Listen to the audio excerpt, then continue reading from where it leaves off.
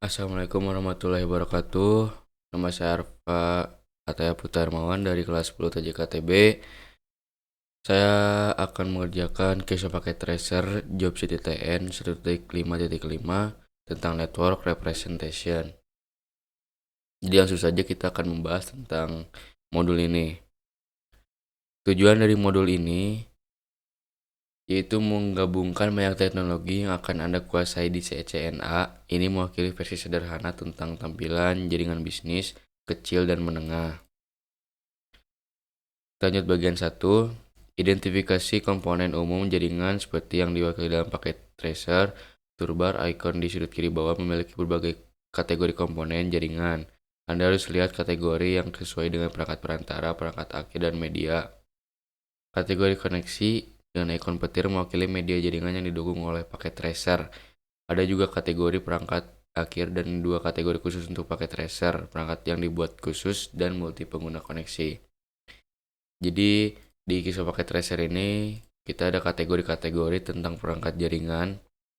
Itu seperti ada switch, ada hoops, ada routers, ada wireless device, dan ada juga perangkat akhir yaitu seperti PC, laptop, server, web server, network, controller, printer, IP phone, terus ada phone juga, TV, tablet, smartphone, dan sebagainya.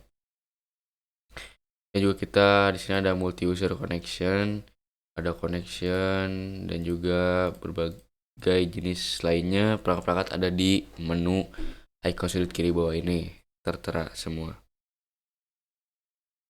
Dalam topologi ini, setiap perangkat terhubung ke switch pusat. Switch kemudian terhubung ke router yang menjadi gerbang ke jaringan luar. Ketika sebuah PC ingin berkomunikasi dengan PC lain, data akan dikirimkan melalui switch ke router. Router kemudian akan meneruskan data ke jaringan tujuan, baik itu jaringan lokal maupun internet. Kita lanjut akan membahas tentang icon-icon yang ada di sebelah kanan saya ini. Yang pertama itu ada hub, perangkat yang menghubungkan beberapa perangkat dalam jaringan. Hub tidak memfilter data sehingga semua data dikirimkan ke semua perangkat yang terhubung. Yang kedua ada switch, berfungsi untuk menghubungkan perangkat-perangkat dalam jaringan tetapi dengan kemampuan untuk memfilter dan mengarahkan data ke perangkat yang tepat menggunakan alamat MAC. Ketiga ada router, perangkat yang menghubungkan beberapa jaringan dan mengarahkan paket data antara jaringan yang berbeda seperti antara jaringan lokal LAN dan jaringan internet WAN. Nomor 4 ada bridge, menghubungkan dua jaringan atau segmen jaringan untuk memperluas jaringan dan mengurangi kemacetan. Kemudian ada modem, perangkat yang mengubah sinyal digital menjadi sinyal analog dan sebaliknya. Digunakan untuk mengakses internet melalui saluran telepon atau kabel. Jadi yang saya bicarakan tadi di sini sudah ada seperti ini ada switchnya, juga ada routernya. Dan seperti yang saya bicarakan tadi juga, di sini dalam topologi ini setiap perangkat terhubung ke switch pusat, switch kemudian terhubung ke router. Jadi setiap switch ini pasti dia akan terhubung ke router. Dan ya setiap switch ini akan terhubung ke router dan juga ada modem juga sama. Dia akan menerapkan data ke pusatnya juga, ke pusat internet yang ada di sini. Itu juga di sini ada juga teks ketika sebuah PC ingin berkomunikasi dengan PC lain, data akan dikirimkan melalui switch ke router. Router kemudian akan meneruskan data ke jaringan tujuan, baik itu jaringan lokal maupun internet. Jadi setiap switch yang terhubung ke router ini akan menjadi gerbang ke jaringan luar. Intinya seperti itu. Selanjut, jaringan komputer ini memungkinkan kita untuk berbagai sumber daya seperti file, printer, dan koneksi internet secara bersama-sama. Berkomunikasi melalui email, pesan instan, atau aplikasi kolaborasi lainnya. Meningkatkan efisiensi dengan akses informasi yang cepat dan mudah. Desain jaringan komputer sederhana ini adalah contoh bagaimana perangkat-perangkat dapat dihubungkan untuk membentuk sebuah sistem yang berguna. Dengan pemahaman yang baik tentang jaringan komputer, kita dapat membangun infrastruktur yang mendukung berbagai kebutuhan komunikasi dan informasi. Kita akan lanjut untuk mengisi pertanyaan-pertanyaan yang ada di modul ini. Yang pertama, buat daftar kategori perangkat perantara. Dan saya menjawab switch, router, access point, dan modem wifi. Pertanyaan kedua, termasuk ke cloud internet atau cloud intranet, berapa banyak icon dalam topologi yang mewakili titik akhir perangkat? Hanya satu koneksi yang mengarah ke perangkat tersebut. Itu ada server, PC, laptop, IP phone, smartphone, printer, dan tablet. Pertanyaan ketiga, tanpa menghitung dua cloud, berapa banyak icon dalam topologi yang mewakili perangkat perantara multiple koneksi yang mengarah ke sana? Jawabannya itu ada switch, router, wireless router, kabel modem, access point. Pertanyaan keempat, berapa banyak perangkat akhir yang bukan komputer desktop? Jawabannya itu laptop, smartphone, tablet, printer, router, dan modem. Lanjut pertanyaan kelima, berapa banyak jenis koneksi media yang digunakan dalam topologi jaringan ini? Itu ada WAN fiber optic dan kabel koaksial. Ada juga LAN kabel UTP dan wireless. Kita masuk ke bagian kedua, jelaskan tujuan perangkat tersebut.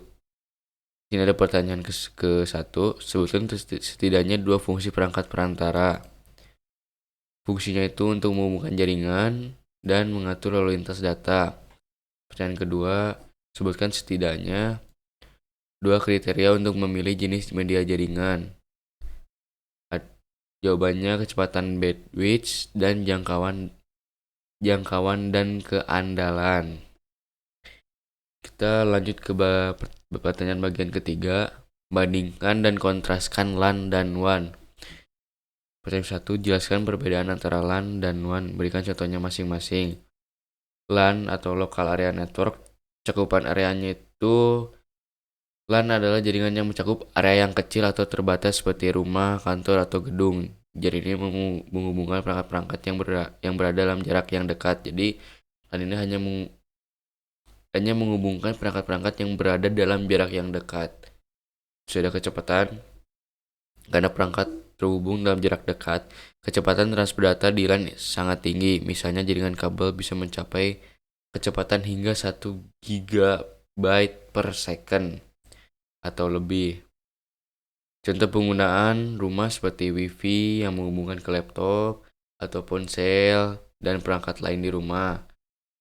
Kalau untuk ada juga kantor, kalau untuk kantor jaringan kabel yang menghubungkan ke komputer seperti komputer, printer, dan perangkat lainnya di dalam satu gedung atau satu kantor. Jadi dalam satu gedung atau kantor seperti ruangan, nah itu hanya mencakup sebatas area yang kecil. Jadi seperti itu. Terus juga ada WAN atau Wide Area Network. Cakupan area WAN adalah jaringan yang mencakup area yang lebih jauh, lebih luas, bahkan bisa mencakup kota, negara, atau seluruh dunia. WAN digunakan untuk menghubungkan beberapa jaringan LAN yang berada di lokasi geografis yang terpisah. Kecepatan terhadap data WAN biasanya lebih rendah dibandingkan LAN karena ada faktor jarak dan perangkat yang lebih kompleks. Dalam penghubungan, jaringan WAN mungkin juga dipengaruhi oleh latensi yang lebih tinggi. Contoh penggunaan internet.